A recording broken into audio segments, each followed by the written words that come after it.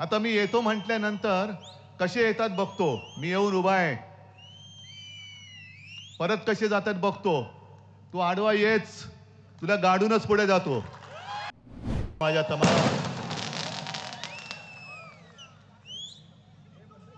थांबा, 4 जूनला वाजवा. आणि जमलेल्या माझ्या तमाम देशभक्त बांधवांनो, भगिनींनो आणि मातांनो,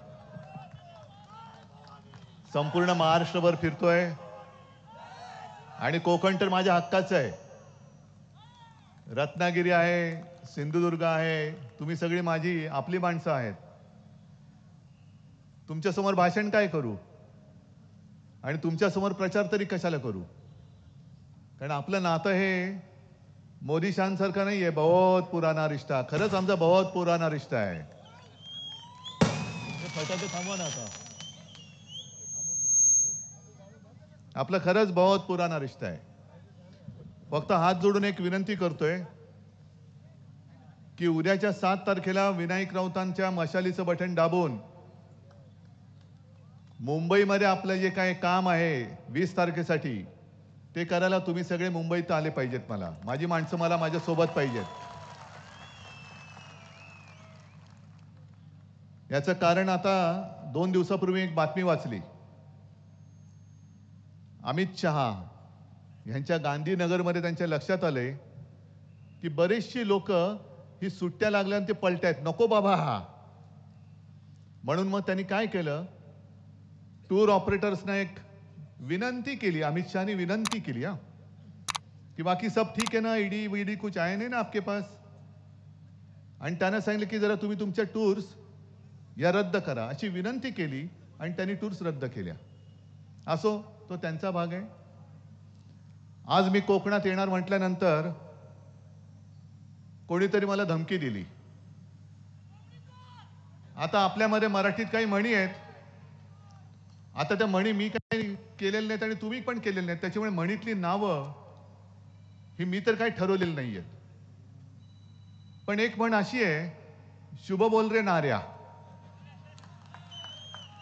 आता मी येतो म्हटल्यानंतर कसे येतात बघतो. मी येऊन उभा आहे, परत कसे जातात बघतो. तू आडवा येच, तुला गाडूनच पुढे जातो. आडवाच आहे तू. अरे लाज वाटली पाहिजे. 2-3 वेळा एकदा तुझ्या इकडे येऊन तुला आडवा केला, मग माझ्या घरात तिकडे येऊन उभा राहिला, तिकडे तुला साफ करून टाकला. लाज नाही, लज्जा नाही. बडबडतोय आपला, बडबडतोय. म्हणून म्हटलं शुभ बोल रे नाऱ्या. आता नाव मी काही ठेवलेलं नाही. तसं पाहिलं तर एक 4 दिवसापूर्वी मी रत्नागिरी तिकडे येऊन गेलो होतो कोकणात. आता म्हटलं 4 दिवसांनी परत येऊन बोलायचं काय. पण देव आपल्यावरती किती देवाचे आशीर्वाद आहेत बघा. आजच रत्नागिरीमध्ये जे आपल्याला नकली म्हणतात त्या बेअकली जनता पक्षाचे एक नेते येऊन तिकडे पचकून गेले. बेअकली जनता पार्टी म्हणजे शिवसेनेला नकली म्हणतात ते बेअकली असतील, नाही तर दुसरं काय. पुन्हा एकदा चॅनलला सांगतोय, बेअकली जनता पार्टी. आज हा नवीन शब्द दिलाय, कारण आजपर्यंत मी भेकड जनता पार्टी म्हणत होतो, काय लाज वाटायला तयार नाही. भाकड म्हणत होतो, काय लाज वाटत नाही. कमळाबाई म्हटलं, आता बेअकली म्हणतोय. आता बची किती बाराखडी म्हणायची यांच्यासाठी. याच्या बाराखड्या म्हणजे येतात मला, पण थोडं शांत संयमी असं माझ्यावरती शिक्का बसल्यामुळे मी बोलू शकत नाही.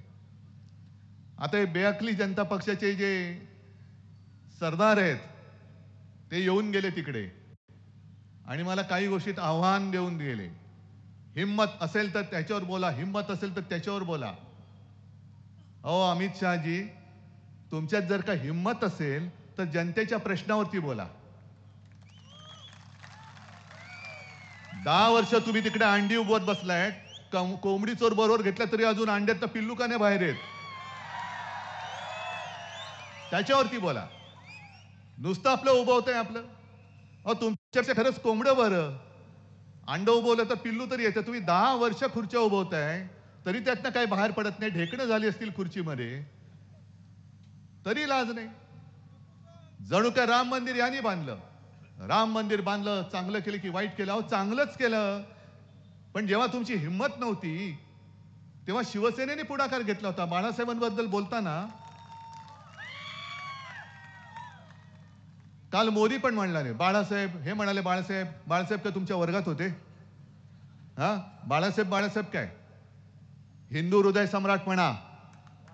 हिंदू हृदय सम्राट शिवसेना प्रमुख बाळासाहेब ठाकरे बोला तुम्ही. हिंदू हृदय सम्राट बोलायला तुमची जीभ अडखळत असेल तर त्या जिभेला सरळ कसं करायचं ही माझी कोकणातली नव्हे संपूर्ण देशातली जनता जाणते.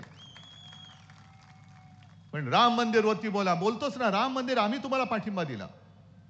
मी मुख्यमंत्री होण्याच्या आधी सुद्धा गेलो होतो, मुख्यमंत्री झाल्यानंतर सुद्धा गेलो.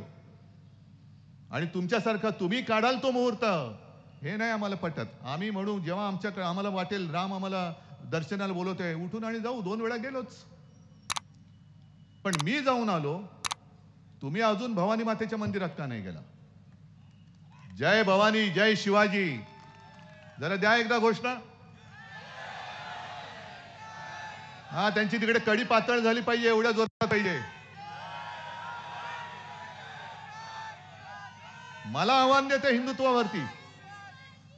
अहो, जेव्हा तुम्ही तिकडे शंकराचार्यानं न घेता भ्रष्टाचाराने घेऊन बसला होता बाजूला,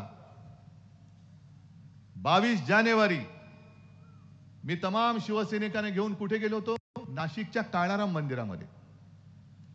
त्या काळाराम मंदिराचा इतिहास माहिती आहे का अमित शहाजी? इतिहास बघा काय आहे. त्या काळाराम मंदिरासाठी ज्या डॉक्टर बाबासाहेब आंबेडकरांनी लिहिलेली घटना तुम्ही बदलायला निघाला आहात, त्या डॉक्टर बाबासाहेब आंबेडकरांनी हा राम माझा सुद्धा आहे, या मंदिरात जाण्याचा हक्क माझा सुद्धा आहे म्हणून आंदोलन करून ते मंदिरात गेले होते. राजकारणातील प्रत्येक अचूक बातमीचे सर्वात आधी अपडेट्स मिळवण्यासाठी सरकारनामाच्या सर्व सोशल मीडिया प्लॅटफॉर्मला लाईक, फॉलो आणि सबस्क्राईब करा. तसंच सर्व नोटिफिकेशनसाठी बेल आयकॉन प्रेस करायला विसरू नका.